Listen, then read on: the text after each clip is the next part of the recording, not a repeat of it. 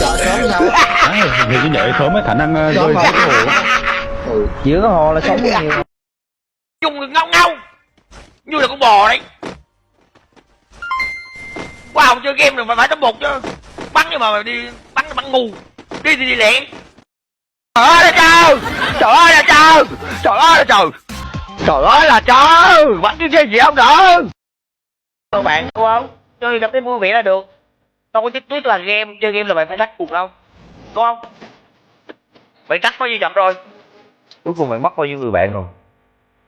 Với một lý do duy nhất, mình quan trọng tầm thắng quá. Mình chữ người bạn của mình luôn thể hiện mình bắn hay cùng khó trà lắm.